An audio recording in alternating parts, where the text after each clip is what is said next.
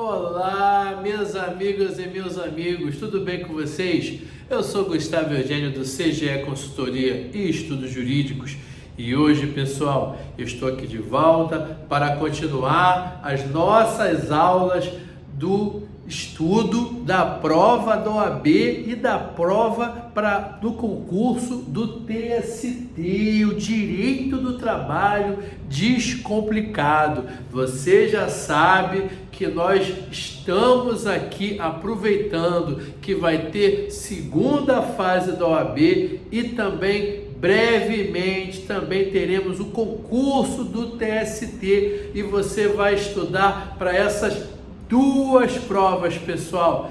E se você já gostou desse tema, já gostou dessa ideia, se você vai fazer essas duas provas, dá um like nesse vídeo. Se você já recebe o nosso conteúdo, tudo bem, você sabe que toda semana tem conteúdo novo aqui de direito do trabalho e processo do trabalho. Agora, se você chegou aqui agora, não está inscrito no nosso canal, aproveita, se inscreva no nosso canal para que você sempre receba esse conteúdo de direito do trabalho e processo do trabalho que com certeza irá te ajudar a passar para a prova de OAB e concurso do TST que está saindo. E além, é claro, pessoal, existe, quem sabe, possibilidade aí, tem previsão de repente até o final do ano sair outros concursos da área trabalhista. Tem concurso aí na porta. A gente não tem previsão exata se vai sair ainda em 2025, mas nós nunca sabemos como é que as bancas de concurso público elas se comportam.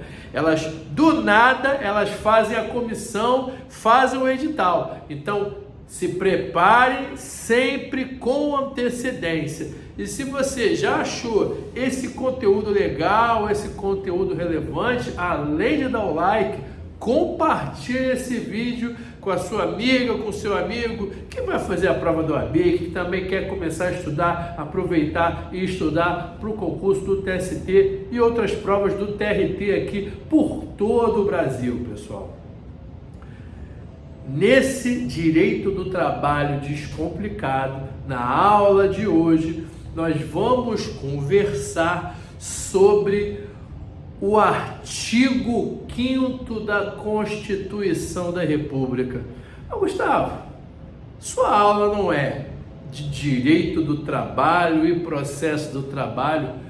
Claro que é, você já sabe muito bem que é, mas você que já está me acompanhando aqui há muito tempo, sabe muito bem que eu sempre converso com vocês sobre aquela introdução do direito constitucional. Eu não vou aqui ficar discriminando os princípios constitucionais, não é o nosso objetivo aqui. Tenho certeza que você já tem o seu livro de direito constitucional, o professor mais especializado da área de direito constitucional, mas eu sempre trago essa parte inicial, principalmente do artigo 5º, porque se você vai fazer prova da OAB, tenha a seguinte certeza: o artigo 5º, ele sempre tem que estar do lado da cama da advogada e do advogado, porque o artigo 5º tem, se não me engano, 72 ou 74 incisos, ou seja, 74 direitos que todo advogado ele precisa saber. E na prática trabalhista, vários desses direitos são muito utilizados e, logicamente, a prova da OAB vai cobrar isso e, certamente, banca de concurso público adora o artigo 5º, porque o artigo 5º, obviamente, é o artigo mais famoso da Constituição da República. Então, vou te mostrar o porquê que é importante você ter essa noção de direito constitucional. Primeiro de tudo, pessoal, quando nós falamos de direito constitucional e fazemos uma ligação com o direito do trabalho e processo do trabalho, como qualquer matéria, você precisa ter em mente o seguinte: qualquer legislação no Brasil, ela precisa respeitar o princípio da supremacia da Constituição. Por exemplo, em 2017 teve a reforma trabalhista, Lei 13.467 de 2017. Essa lei e seus artigos, que alteraram a CLT em alguns artigos somente, vários outros artigos permaneceram do mesmo jeito, outros artigos foram acrescentados incisos e outros artigos foram criados através dessa lei 13.467, para que ela tenha validade jurídica, ela precisa estar de acordo com os preceitos da Constituição da República. Por exemplo, reforma do Código de Processo Civil 2 anos antes, em 2015, ou o novo Código Civil, que já não é nem tão novo assim, lá de 2002, estão dizendo que já existe uma comissão para um novo Código Civil, que provavelmente daqui a um tempo será editado. Todas essas leis, elas precisam estar de acordo com a Constituição da República. Se um artigo da CLT, por exemplo, tiver fundamento e mandamento contrário à Constituição da República, será declarado inconstitucional e não terá validade. Perceba isso. Então você necessariamente é o mínimo que você precisa saber. Toda a legislação brasileira tem que passar pelo filtro constitucional, tem que estar de acordo com os preceitos constitucionais. Se em algum momento a CLT ou alguma outra norma criar alguma determinação que seja contrário a, por exemplo, a esses incisos aqui do artigo 5º ou qualquer outro artigo ou princípio constitucional, será declarado lá no STF inconstitucional. E é por isso que você precisa entender um pouco de supremacia constitucional, o princípio da supremacia da Constituição. Agora, pessoal, já sabendo isso, você vai dar uma olhada lá no artigo 5º, artigo gigante. Poderia aqui falar sobre todos os incisos, poderia até te falar que tem outros artigos na Constituição da República, que você sabe muito bem, já conversamos sobre isso, artigo 7º, artigo 8º, o próprio artigo 114, que com certeza vamos falar também, são artigos da Constituição da República que são afetos ao direito do trabalho e processo do trabalho. Pode, inclusive, esse tipo de artigo, esse tipo de norma, da mesma maneira que nós estamos estudando aqui para uma prova do TST e prova do OAB, aproveitando essa oportunidade, a gente tem que usar da inteligência. Já que eu estou estudando para uma prova do OAB, por que não estudar para esse concurso de TST? Já que eu vou gastar tanta energia estudando direito do trabalho e processo do trabalho, por que não aproveitar? Por que não investir esse tempo em outra atividade, em outro concurso? Quando você está estudando alguns artigos, algumas legislações, você está fazendo o mesmo raciocínio. Por quê? são artigos, são princípios que podem cair na parte de direito do trabalho e também pode cair na parte de direito constitucional. Eu adoro esse tipo de estudo, porque a maioria das matérias que a gente estuda só vai cair naquela matéria. Essa que é a verdade. Contrato de trabalho só vai servir para você estudar direito do trabalho. Férias só vai servir para vocês, né?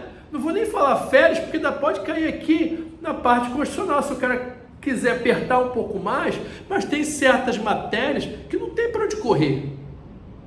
Só será daquela matéria. Agora, tem outras matérias que você, ainda que você aumente um pouco o seu escopo de estudo, você vai utilizar ela em direito constitucional e direito do trabalho. Isso é você otimizar o seu tempo.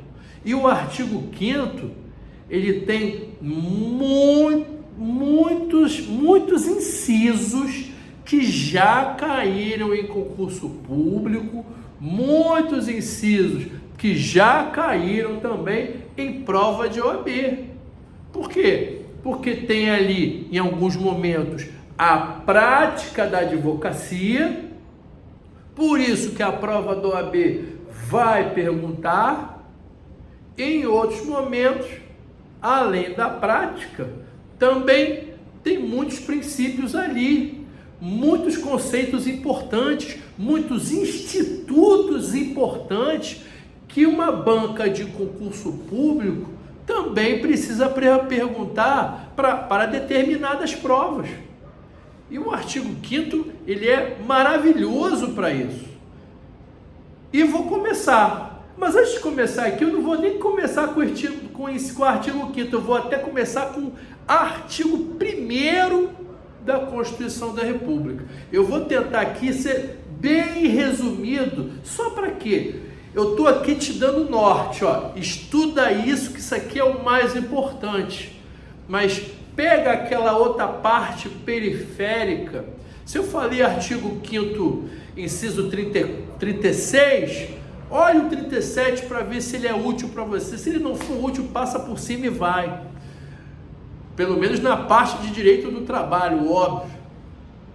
Não em outra atividade, em outra matéria. Mas às vezes, um artigo ali próximo, você já dá uma lida que vai te ajudar em outra prova. Porque banca de concurso é assim. Uma hora ela pergunta sobre um tema, na outra prova ela pergunta sobre outro tema. Às vezes ela volta para o mesmo tempo, mas muda o artigo, muda o inciso. Está sempre próximo ali e você aproveita. E a gente vai começar o quê? Com o artigo 1º, inciso 3º da Constituição da República. Princípio da dignidade da pessoa humana. Esse artigo é muito comum, inclusive, para quem vai fazer prova de defensoria pública. Já dou essa dica aí para você. Não estamos falando de defensoria, mas a advocacia se utiliza bastante do princípio da dignidade da pessoa humana. E olha só como é que pode ser utilizado na prática. Já falei até em vídeo passado sobre trabalho escravo e trabalho degradante. Vocês lembram? Lá naquela história, alguns anos atrás, foi recente, quando o Ministério Público do Trabalho recebeu denúncia que algumas empresas de suco e vinhedos lá do Rio Grande do Sul estavam realizando trabalho escravo contra funcionários. Trabalho escravo, trabalho degradante, está intimamente ligado ao princípio da dignidade da pessoa humana. Será que uma prova de OAB ou uma prova de concurso público, será que ela não pode te perguntar isso? Eu lembro, na minha época de prova do OAB, se não me engano, caiu isso, caiu trabalho degradante. Eu lembro que a resposta da prova, sabe onde que estava? Olha só como que você não pode dar meio mole, não vou nem dizer um mole, você não pode dar meio mole. Naquela época, havia possibilidade de consulta à doutrina. Sabe aonde que estava essa resposta? No rodapé do livro da professora Vólia Bonfim. Perceba como você tem que ter esse nível de atenção. E com certeza estava ali, na hora de você fazer a prova prática da segunda fase do OAB, colocar ali princípio da dignidade da pessoa humana. Para você ver que cai, não é lenga-lenga, cai, e cai mesmo. Aí, pessoal, vamos lá para o artigo 5º. Vários artigos eu poderia falar sobre outras coisas, mas eu preferi colocar o que eu entendi de principal para te dar o norte. Repito, você sempre tem que ler de cabo a rabo o artigo 5º, até porque você já vai fazer tanto a prova do OAB e o TST, e vai servir para todas as matérias do concurso ou da prova do OAB. Mas aqui foi o que eu entendi de principal para direito do trabalho e processo do trabalho. Primeiro, o artigo 5º caput, é o caput do artigo 5º, princípio da isonomia. Todos são iguais perante a lei. Quando nós chegamos no Poder Judiciário, autor e réu, o partes, e ainda que não esteja no processo, na parte judicial, todos são iguais perante a lei. Ninguém pode ser favorecido. É óbvio que sempre há as suas exceções, mas a regra é essa. E nesse primeiro momento, você precisa saber isso, só para depois você ir para outro tipo de estudo e pegar as exceções. Como diz o nosso ministro do STF, Luiz Fux, na época da sua sabatina, tratar os iguais de forma igual e os desiguais de forma desigual, mas aí é outra história. Aí estão falando de políticas afirmativas. Aí ele está dizendo um outro nível de direito constitucional, daquele que, né, às vezes uma pessoa ela precisa de auxílio para que ela alcance de forma efetiva a igualdade tão prestigiada no princípio da isonomia aqui do artigo 5º caput. Mas isso é outra conversa. Por que eu digo isso? Porque sempre vai ter alguém que escutou alguma coisa e vai falar, mas a regra é essa. Além do artigo 5º, pessoal, olha só aqui, outra informação que eu posso falar para vocês. Previsto no artigo 5º também, a honra. A honra, ela é inviolável. Esse artigo 5º da Constituição, no seu inciso 10, é um dos fundamentos, por exemplo, da aplicação de dano moral, seja na área civil, seja na área de direito do trabalho. Funciona para a prova da OAB e também funciona para a prova de concurso público, como o TST, por exemplo. Além disso, pessoal, olha só outra coisa aqui. Direito de petição. A todos os cidadãos é assegurado o direito de petição e o direito de certidão também, com base no artigo 5º, inciso 34. Dá uma lida lá e olha só como é que é importante. O direito de petição, ele te dá acesso aos órgãos públicos de forma administrativa e judicial. Você, inclusive, até nesse inciso 34, ele te dá possibilidades até de você pleitear um recurso administrativo, uma petição administrativa, sem que você seja cobrado, previsto na Constituição da República. Olha outra coisa aqui, Esse aqui, inciso 36, é um dos mais batidos. direito adquirido. Olha o direito previsto no artigo 5º. Direito adquirido, ato jurídico perfeito e coisa julgada. Olha só, você que trabalhou, você vai ter direito a férias. Para quem conhece férias, para o estudante de direito do trabalho e para aquele que está atuando na prática, talvez, sabe que as férias têm o período aquisitivo e o período concessivo. Você entra na empresa, você leva um ano, nesse primeiro ano, encerrou esse primeiro ano, você está ali no período aquisitivo. Findou esse um ano, você já adquiriu o direito. Aí depois vai abrir outro prazo de mais um ano para o período concessivo, que é o período de concessão de férias. Mas fato é que você já adquiriu esse direito. Podemos falar de direito adquirido em várias áreas do direito. E também, logicamente, no direito do trabalho. Você nunca mais vai perder essas férias, porque é direito adquirido. Direito adquirido, ato jurídico perfeito e coisa julgada. Um ato que já se consolidou é um ato jurídico perfeito, não poderá mais ser alterado. E você faz jus a isso, faz jus a essa proteção. E além disso, a coisa julgada. Você sabe muito bem que temos processo de conhecimento, que é a primeira instância, se conclui na sentença. A segunda instância é a fase recursal.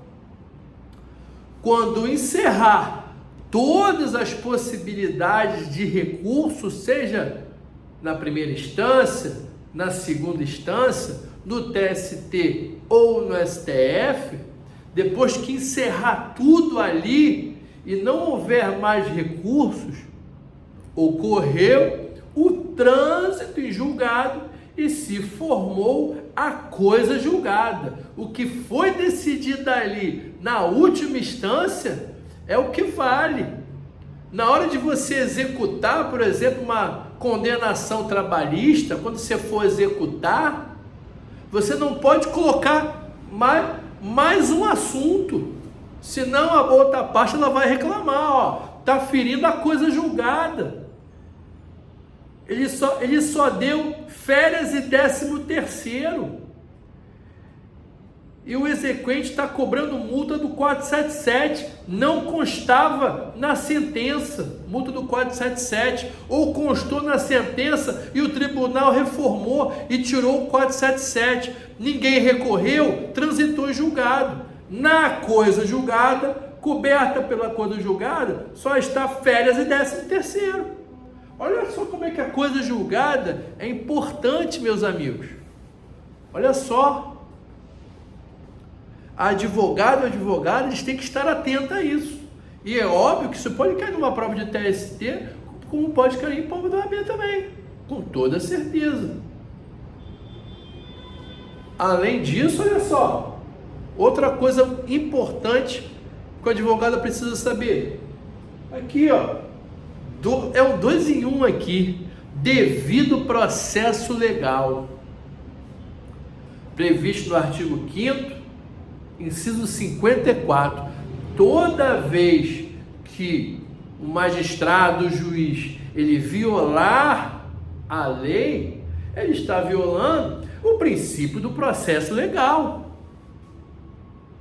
Se de repente ele, de forma abusiva, não ouviu uma testemunha, não constou os protestos que a advogada requereu em audiência, pelo indeferimento de um ato, pelo indeferimento de uma oitiva de testemunha, ela está violando o princípio do devido processo legal. Muito utilizado. Além do devido processo legal, no artigo 55, no inciso 55 da Constituição da República, também está protegida ali a ampla defesa e o contraditório. São princípios constitucionais que a parte terá acesso à ampla defesa, na defesa dos seus direitos, e também terá direito ao contraditório. Toda vez que uma parte fala, a outra parte também tem que falar. Toda vez que uma parte junta um documento, o juiz tem que intimar a outra parte para ter acesso àquele documento, e se ela quiser falar ou impugnar, poderá. Contraditório é básico. Quer ver um exemplo de contraditório? A boa e velha contestação. A contestação é o melhor exemplo da aplicação do princípio do contraditório. Ele fala e eu contesto. Olha só como é importante isso. O autor junta um documento que aparentemente pode prejudicar o réu, pode prejudicar o reclamado. Aí o juiz dá uma sentença, ou um despacho, ou uma decisão, sem ouvir o réu, sem ouvir o reclamado. Excelência, você vai me desculpar, mas você violou o contraditório. Eu deveria ter falado, eu deveria ter sido intimado para falar sobre esse documento, para informar para Vossa Excelência que esse documento é falso, ou então esse documento é forjado, ou então esse documento não diz respeito a esse tema, a esse assunto. É sobre isso, é sobre outro assunto que ele está misturando a história. Olha só como é que o princípio do contraditório é mega valioso, mega importante. Além disso, tem mais, sempre tem mais. Olha só, além disso, no artigo 69, no artigo 5º, inciso 69, ele nos dá a possibilidade de ajuizamento de mandado de segurança.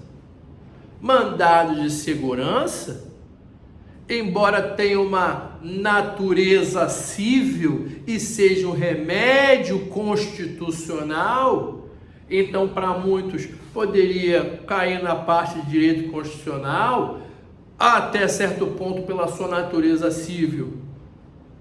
Na parte de direito civil não é tão comum assim, geralmente está mais para a parte constitucional, mas tem natureza civil. Quem disse que a banca não pode perguntar alguma coisa em processo civil? Já vi perguntando em processo civil. Inclusive é mais comum cair numa prova de processo civil do que necessariamente direito civil, embora sua natureza seja civil. Mas abra sua mente, porque depois não adianta pedir para anular a questão. Não se esqueça que na maioria das vezes a banca de concurso público ou a banca de OAB, atuando quando o ato é um ato administrativo, ele goza de poder discricionário. Olha lá, conveniência e oportunidade. Se tem conveniência e oportunidade, ou seja, se é um ato discricionário, não cabe ao juiz, não cabe ao poder judicial mudar qualquer decisão do poder público ou dos seus concessionários ou permissionários. Não dá mole. Não deixe a oportunidade para o outro. Quer ver um exemplo de mandado de segurança no nosso estudo trabalhista aqui, de direito do trabalho e processo do trabalho? Vou dar só um pitaco. No processo do trabalho, temos o princípio da irrecorribilidade das decisões interlocutórias. O que isso quer dizer? Das decisões interlocutórias não cabe recurso imediato. Sinto muito, você vai ter que esperar lá o momento oportuno do recurso ordinário da Justiça do Trabalho. Mas se esse ato violar direito líquido e certo, que é esse o binômio que você sempre precisa gravar quando falamos de mandado de segurança, violação de direito líquido e certo. Lá no processo civil, na justiça, na área civil, quando tem uma decisão que prejudica a parte, quando tem uma decisão interlocutória que prejudica a parte, através da advogada e do advogado, interpõe o seguinte recurso: agravo de instrumento. Só que na Justiça do Trabalho, o agravo de instrumento que existe não serve para isso, serve para outra coisa. Já que você não pode se valer do agravo de instrumento, aqui no processo do trabalho, você se utiliza do mandado de segurança. Não vou dizer recentemente, ano passado, eu tive que entrar com mandado de segurança aqui na Justiça do Trabalho, para ajuizando na segunda instância, para que ele julgasse uma decisão do juiz de primeira instância, que eu entendi ocorrer violação de direito líquido e certo. Poderia aqui até falar sobre outras coisas, mas essas informações que eu passei aqui são as que eu considero de maior relevância da parte constitucional ligadas a direito do trabalho e processo do trabalho. Tudo bem, pessoal? Eu espero que vocês tenham gostado dessa aula, gostado desse vídeo. Peço que vocês deem o like, compartilhem esse vídeo e eu desejo a vocês um grande abraço e até a próxima.